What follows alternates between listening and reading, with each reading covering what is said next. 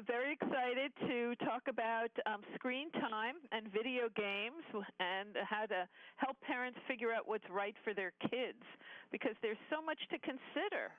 And I'm pleased to welcome the president of the Entertainment Software Rating Board, Patricia Vance, and the research director for Take This, Dr. Rachel Cowart. Welcome to both of you. Well, thank you for having us. You're very welcome. Okay, well, so Patricia, great name, by the way. What are some simple steps parents can take to manage the video games their children play?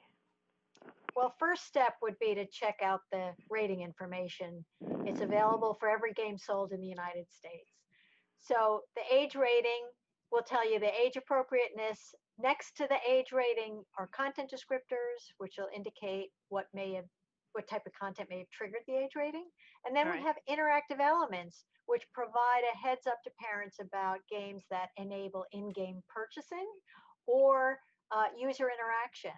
So that's really important. Next up, I would say have some household rules, which we know most families do, enforce them, but make it part of an ongoing conversation and a positive one. Don't stigmatize video games in the home, celebrate them. It should not all be about restriction, but really about enjoying them. And then lastly, as a parent, make sure you're familiar with the parental controls that are embedded in every game device in your home, whether it's a mobile device, a computer, or a game console. And those controls allow you to do things like set spending limits. So make sure that your kids can't spend any money, or if they do, that it's limited. Also allows you to restrict the amount of time that your child is playing video games. You can also limit online communications and even in fact approve different players or friends that they can play with online. And then lastly, because we know the parents can't be there all the time, it can block games by age rating in the event that your child wants to play a mature rated video game that you haven't approved. You know, that's so important to know. I think parents might forget that those capabilities are available to them on the consoles.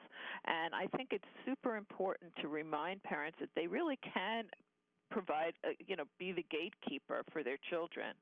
Indeed, it's not hard. Right, right. Well, Dr. Cowart, kids are spending more time in front of screens right now.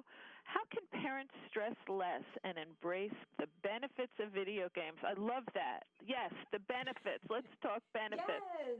Let's do it. Step one is making sure the content is age appropriate. But step two, I think, is about changing our perspective on games. They aren't just time wasting, frivolous activities. They're really tools for learning, for stress release, and for connection. Of course, screen should be just one of many things that our children engage with during the day.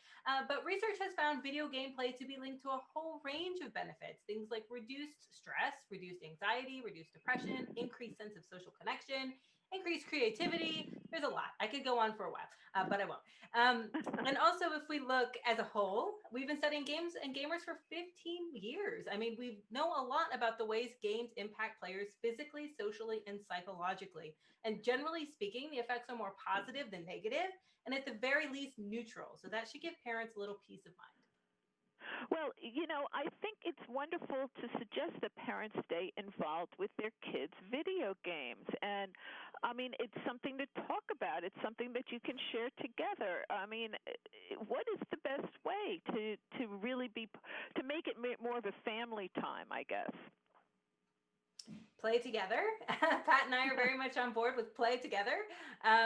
And it gives you a firsthand look at what kind of content the children are consuming. And if you don't want to play with them, be in the room with them while they play or look over their shoulder and ask questions. What are you playing? Why do you like it? Who are you playing with? And you may be surprised your kids will open up and what kind of things you'll learn about your children and the games that they're playing. I guess, Pat, especially in this time of social distancing, what can parents do to make sure their kids have a positive video game experience, both online and offline? Right. Well, as Dr. Cowart said, stay involved. Playing games with them is a great way to do that. But just know what your kids are playing. But most importantly, I think that there are some things that parents forget about. If their child's playing multiplayer online games, for example, there are tools in the game that allow players to block, mute, or report other players. So if your child's uncomfortable because somebody's harassing them or bullying them, like they might on a schoolyard playground, they have tools that really are very effective to make sure that their experience playing that game is a positive one. Secondly, I would make sure that your child is, when they're registering to play a new game or they're registering for an online a new hardware device, that they're providing their accurate birth date. And the reason why that's so important is because, particularly for under 13-year-olds, there are protections that not only when it comes to the sharing of personal information, the law requires companies to protect that information and not share it without parental consent, but also could protect them from being exposed to potentially inappropriate content. So that's also an important step. And lastly, again, if they're playing multiplayer games, which we know many kids are, that if somebody should ask them to leave the game, go to a separate chat room, go off to another server, or God forbid, meet them in real life, obviously parents need to drill into their kids' heads that is not allowed. Right, the predator online. You have to watch out for that. Absolutely. Well, this has been very informative. I'm sure that there's a place we can go for more information. Where would that be? ESRB.org for rating information, parentaltools.org for step-by-step instructions on how to set up those parental controls, and then takethis.org for great information about video games and mental health. Wow, very good. Excellent, excellent information. I want to thank you both for being so informative and helping us have a stress-free enjoyment of our video games. So thank you very much. You're welcome. Thank you. Thanks.